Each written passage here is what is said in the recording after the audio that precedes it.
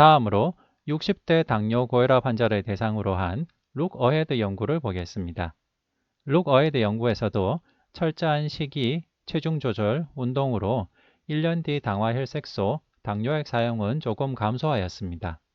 그런데 10년 팔로업 결과 일반적인 건강 수준이 보통 이상인 당뇨 환자들에서는 심혈관 질환 예방 효과가 있었지만 처음 당화 혈색소가 6.8% 미만이고 일반적인 건강 수준이 보통 미만인 사람들에게서는 심혈관 질환이 오히려 더 많이 발생하는 충격적인 결과가 있었습니다. 이에 대한 해석으로는 60대 당뇨 환자의 경우 이미 당뇨를 앓은 지 꽤 시간이 지났고 당뇨에 따른 대혈관 합병증, 미세혈관 합병증이 동반된 분들이 상당히 많습니다. 이런 분들을 대상으로 운동과 체중 조절, 식이 조절을 할 때는 그 사람의 기본적인 건강 상태와 체력을 고려해야 되는데요. 그런 거에 대한 고려 없이 너무 철저한 식이, 체중 조절을 할 경우 부작용과 역효과가 있을 수 있다라고 해석할 수 있겠습니다. 다만 나이가 60세 이상이라 하더라도 당뇨에 따른 합병증 정도가 심하지 않고 일반적인 건강 수준이 보통 이상인 경우에는 철저한 운동, 식이 조절로 심혈관 질환 예방을 기대할 수 있었다라는 것은 좋은 메시지가 되겠습니다. 이를 정리하면 철저한 식이, 체중 조절, 운동은 나이와 건강 상태에 따라서 접근해야 되는데 우선 40대 당뇨 고혈압 환자의 경우 체중을 12kg까지 철저하게 조절하면 60%가 즉 10명 중 6명이 당뇨약 중단이 가능하고 2명 중 1명이 혈압약 중단이 가능하였습니다. 50대 당뇨 고혈압 환자를 대상으로 한 다이렉트 연구의 경우에도 10kg 이상의 체중 감소에 성공하면 2명 중 1명이 당뇨약 중단이 가능하였고 2명 중 1명이 혈압약 중단이 가능하였습니다. 그런데 60대 가까운 당뇨 환자의 경우에는 1년 뒤 당화 혈색소 당뇨약 사용이 조금 감소하긴 했지만은 일반적인 건강 수준이 보통 이상이면 심혈관 질환 예방 효과를 기대할 수 있지만 처음 당화 혈색소가 6.8% 미만이고 일반적인 건강 수준이 보통 미만인 경우에는 도리어 해로워서 심혈관 질환이 더 많이 발생할 수 있다라고 정리할 수 있겠습니다. 따라서 당뇨 환자에서 철저한 식이, 체중 조절, 운동을 할 때는 나이와 건강 수준에 따라서 달리 접근할 필요가 있겠습니다. 종합해 보면 당뇨 환자에서 당뇨약을 선택할 때는 다음을 고려해야 하는 것을 권고하고 있습니다. 먼저 심부전, 만성콩팥병, 심혈관 질환이 있거나 심혈관 질환 고위험군의 경우 입증된 이점이 있는 GLP-1 리셉터 아고니스트 또는 SGLT2 이니비터를 사용해야 되겠고 GLP-1 리셉터 아고니스트와 SGLT2 이니비터의 사용은 메포민 사용과 무관하게 결정해야 됩니다.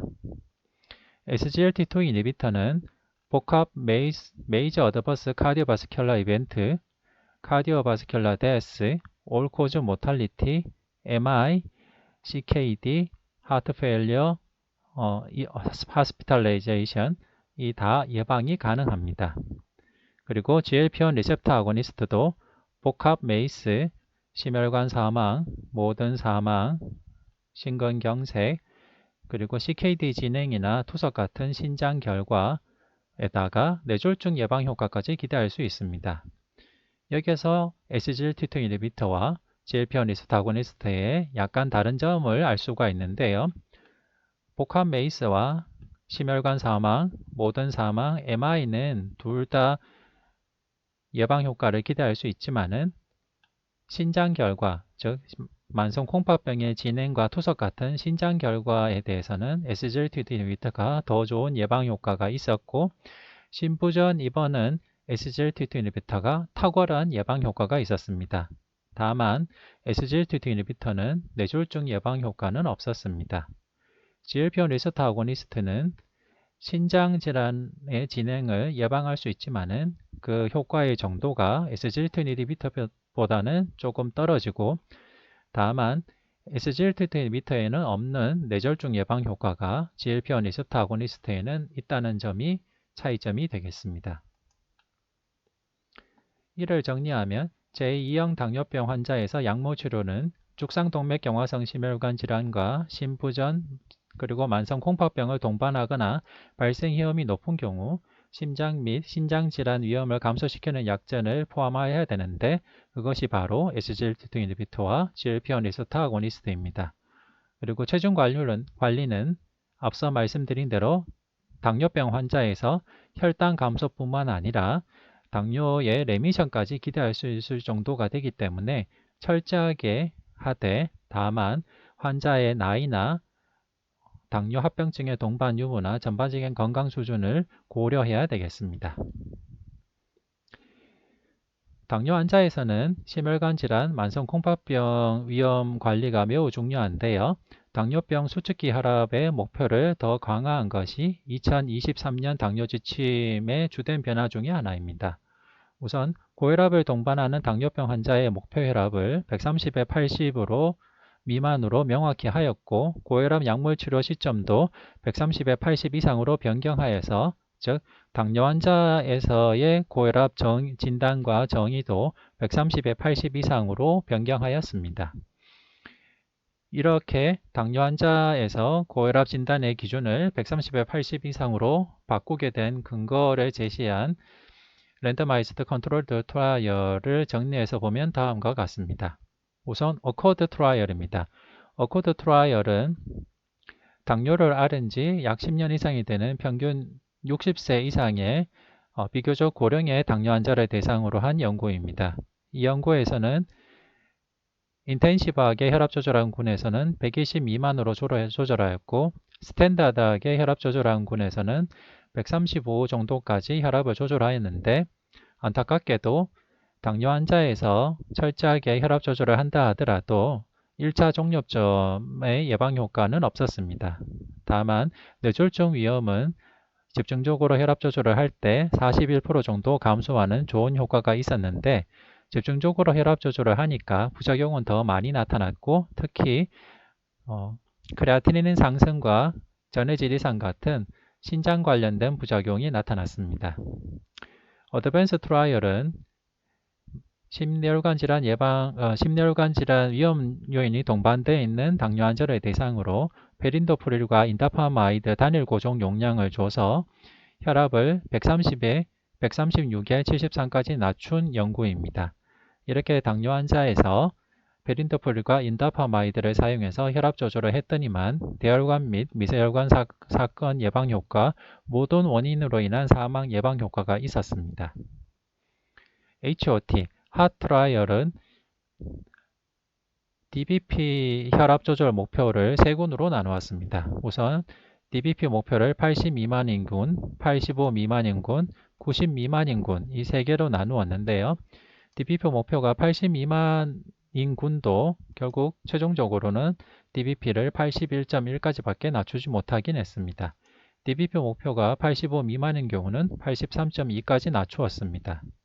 전체적으로는 DBP 목표를 90 미만으로 낮추나 85 미만으로 낮추나 80 미만으로 낮추나 심뇌혈관 질환 예방 효과의 차이는 없었는데 당뇨병에 있는 서브그룹에서 집중적으로 DBP 조절을 했을 때 심혈관 질환 발생의 예방 효과가 있었습니다.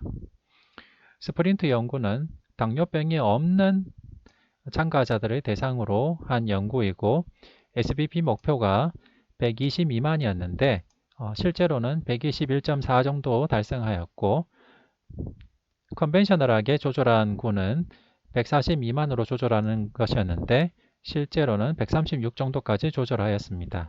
이렇게 철저하게 혈압 조절을 했더니만 1차 복합 별가의 위험을 25% 정도 낮추었고 심지어 사망 위험도 27% 감소시키는 아주 좋은 효과가 나타났습니다. 다만 혈압을 철저하게 조절했더니만 전해질 이상이나 어큐트 키드니 인저리의 위험은 증가하였습니다. 그 다음 스텝 연구인데요. 스텝 연구는 중국에서 시행된 연구이고 노인을 대상으로 하였습니다. 노인 당뇨병 환자를 포함하였고 SBP 목표는 130 미만과 150 미만을 비교하였는데 130 미만으로 조절한 군은 127.5까지 낮추었고 150 미만을 목표로 한 군은 135.3까지 낮추었습니다. 이렇게 혈압 조절을 하였더니만은 1차 복합 결과의 위험을 26% 낮추었고 심혈관 사망의 위험도 28% 줄이는 효과가 있었습니다. 다만 저혈압 위험이 증가하는 부작용은 있었습니다. 전체적으로 보면 어코드 트라이에서는 철저하게 혈압 조절을 해서 120 미만으로 낮추었을 때 전체적으로는 심혈관 질환 예방 효과가 없고 뇌졸중 예방 효과만 있었지만은 부작용은 더 있었고 스프린트 연구에서는 120 미만으로 낮추었더니만은 심혈관 질환 예방 효과와 사망 위험까지 감소시켰는데 다만 역시 어큐트 키드니 인저리와 전해질 이상 같은 부작용은 더 컸습니다. 이렇게 스프린트 연구와 스텝 연구 등을 보면 당뇨 환자에서 철저하게 혈압 조절을 하면 심혈관 질환 예방 효과와 카디오바스큘라 데스 사망 위험을 줄일 수 있을 것으로 기대가 되고 이런 연구들을 근거로 2023년 미국 당뇨병 학회에서는 당뇨 환자에서 고혈압 진단 기준을 130에 80 이상으로 변경하여 공고하게 이르렀습니다. 다만 여기에 대한 근거를 제시한 RCT 결과들, 특히 스프린트 연구와 스텝 연구 결과를 임상에 적용할 때는 꼭 필요한 것이 혈압 측정법입니다. 스프린트 연구에서는 우리가 일상적으로 사용하는 진료실 혈압 측정법이 아닌 AOBP 방법을 사용했습니다. AOBP는 Automated Office BP Measurement의 약자인데요. 진료실에서 자동 혈압계로 측정하긴 했지만은 환자가 진료를 받으러 왔을 때 먼저 조용하고 혼자 있는 진료실 안으로 들어가서 의료인이 와서 우선적으로 자세가 편안한지 보고 팔둘레에 적합한 커프를 착용하게 한 다음 자동 혈압계에 세팅을 하고 우선적으로 한번 혈압을 측정해서 혈압이 제대로 측정되는지 확인한 다음에 이 의료인은 방을 나가게 됩니다. 그러면 조용하고 혼자 있는 방에서 등 빠져 의자에 앉아서 암 서포트가 있는 환경에서 편안하게 5분간 휴식을 혼자서 한 다음에 자동 혈압계로 1분 간격으로 3번 측정하고 1분 간격으로 3번 측정한 혈압의 평균값을 스프린트 연구에서 사용하였습니다. 이렇게 보니까 혈압이 상당히 낮게 측정이 되었고요. 혈압의 차이가 스탠다드하게 조절한 군과 인텐시브하게 조절한 군 사이에서 상당한 혈압의 차이가 나타났습니다. 다만 이 두 군에서 먹는 혈압약의 개수가 의외로 120 가까이 또는 120보다 더 낮게 조절하는데도 혈압약의 개수가 3개가 안 되는 것으로 나타났는데요. 이것은 기존의 RCT에서 보고됐던 것보다는 약의 개수가 조금 적은 것으로 볼 수 있습니다. 나중에 분석해 보니까 AOBP 방법으로 측정한 혈압은 일상적인 진료실 혈압보다 15 정도 낮게 측정이 되었는데요. 이것은 스프린트 연구에 참여한 참여자들이 트라이얼 상황에서 측정한 혈압과 그 똑같은 참여자가 일반적인 진료실에서 측정해서 일렉트리컬 헬스 레코드에 적혀진 혈압을 비교했을 때도 나타났습니다. 즉 스프린트 연구에 참여해서 인텐시브하게 혈압 조절을 하는 군에 배정된 똑같은 사람이 RCT 환경에서 측정한 혈압이 120이었다면 이 사람이 똑같은 사람이 일반적인 진료실에서 측정한 혈압은 130 가까이 나와서 7에서 10 정도 차이가 났었습니다. 즉 스프린트 연구에서 측정한 혈압은 일반적인 진료실 혈압보다는 상당히 많이 낮다는 것을 반드시 염두에 두셔야 되겠습니다. 중국에서 시행된 스텝 연구에서도 혈압 측정 이슈가 있는데요. 중국에서 시행된 스텝 연구에서 사용한 측정 방법은 앉은 자세에서 5분 이상 휴식하고 의료인이 와서 관찰하는 상황에서 자동 혈압계로 1분 간격으로 3번 측정한 혈압을 사용하였습니다. 5분 이상 휴식하고 1분 간격으로 3번 측정하였기 때문에 여기서도 일반적인 진료실 환경보다는 혈압이 더 낮게 측정될 가능성이 높을 것이라고 추정할 수가 있겠습니다. 스프린트 연구와 스텝 연구가 혈압 조절의 목표를 더 낮추고 혈압 진단의 기준을 더 낮추게 된 주된 근거이기 때문에 이 근거를 가지고 만들어진 진료 지침을 환자에게 적용할 때는 가능한 스프린트 연구에서 사용한 AOBP 방법을 사용하거나 아니면은 스텝 연구에서 사용한 방법으로 충분하게 휴식을 취하고 1분 간격으로 3번 측정한 혈압의 평균값을 사용한다면 다음과 같은 권고에서 제시하는 130에 80 이상이면 고혈압이고 혈압 조절의 목표는 130에 80 미만이다 라는 것을 적용할 수가 있겠습니다. 하지만 일반적인 진료실 환경에서는 이렇게까지 하기는 힘들기 때문에 꼭 이 진료 지침에서 고혈압 진단 기준을 낮추고 혈압 조절 목표를 낮춘 것은 혈압이 더 낮게 측정되는 세팅에서 시행된 RCT를 기준으로 한 것이다 라는 것을 반드시 고려할 필요가 있겠습니다. 당뇨병 환자의 심혈관 질환 예방을 위해서는 이상지질혈증 관리, 스타틴 치료도 매우 중요한데요.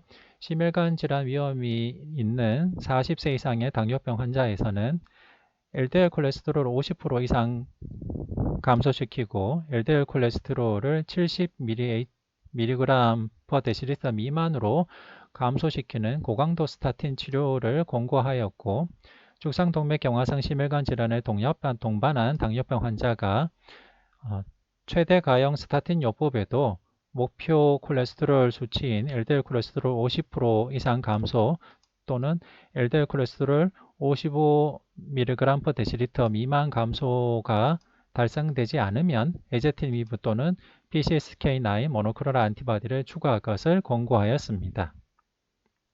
그리고 만성 콩팥병이 동반된 당뇨 환자의 경우에는 당뇨병성 신장질환을 진행을 예방하기 위해서 SGLT2 인히비터를 우선적으로 사용하되 당뇨병성 만성 콩팥병의 정의를 요중 알부민 크레아티닌 레이셔가 200mg/g 이상인 경우로 좀 더 범위를 넓혔고 에스티메이티드 GFR이 너무 낮을 경우 SGLT2 인히비터를 사용하는데 제약이 있는데요.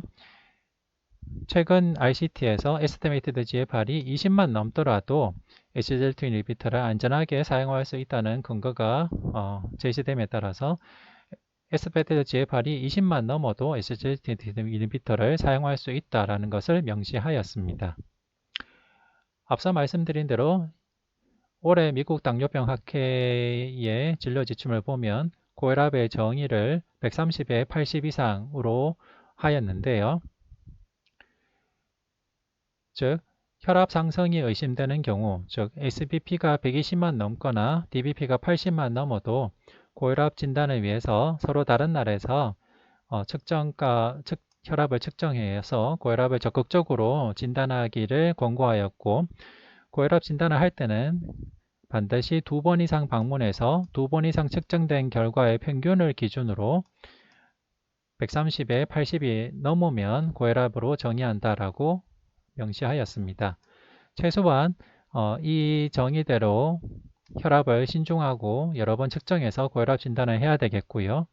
다만 앞서 말씀드린 대로 스프린트 연구와 스텝 연구에서는 5분 이상 안정을 취하고 1분 간격으로 3번 측정한 혈압의 평균값을 사용했기 때문에 그런 방법으로 혈압을 측정해서 고혈압 진단을 한다면 이 진료 지침에서 제시한 대로 130에 80 이상을 고혈압으로 진단할 수 있겠습니다. 130에 80 이상을 고혈압 진단 기준으로 잡았기 때문에 목표 혈압도 130에 80 미만으로 제시를 하였습니다. 당뇨병 환자에서 확인된 고혈압 치료에 대한 권장사항을 정리해서 보겠습니다. 우선 초기 혈압이 140에 90 이상이면 단일요법을 시작하되 단백뇨나 관상동맥 질환이 있으면은 ACE 인히비터 또는 ARB를 사용하다가 목표 도달이 안 되면 상호 보완적인 약제에서 약물을 추가할 것을 권고하였습니다.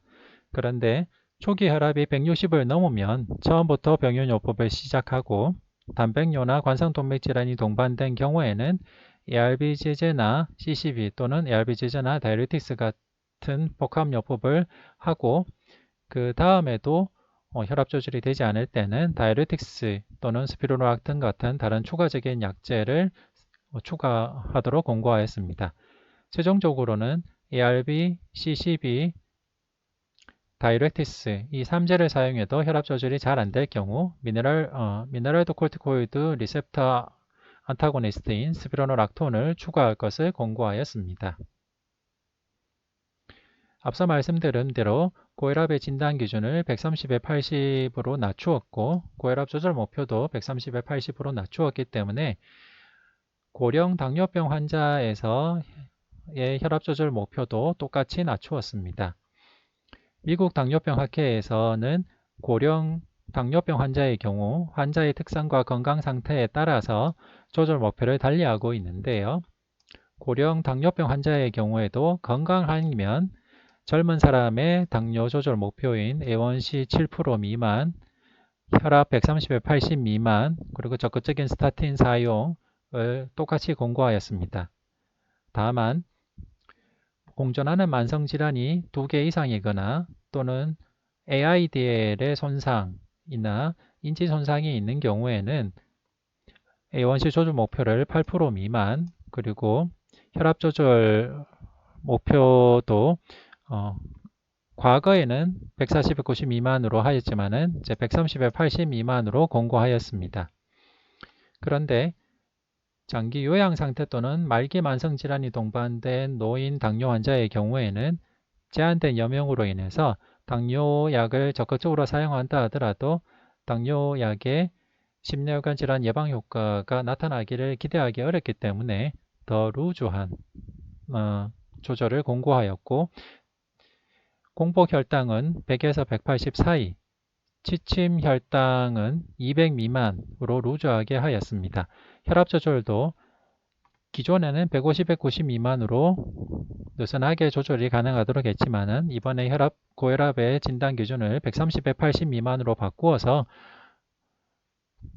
노쇠한 당뇨 환자 또는 여러 만성질환이 동반된 말기 당뇨 환자의 경우에는 혈압 조절 목표를 140에 90으로 바꾸었습니다. 그리고 함께 고려해야 될 것이 A1C를 가지고 혈당 조절을 하면 안 된다는 것을 명시하였는데요.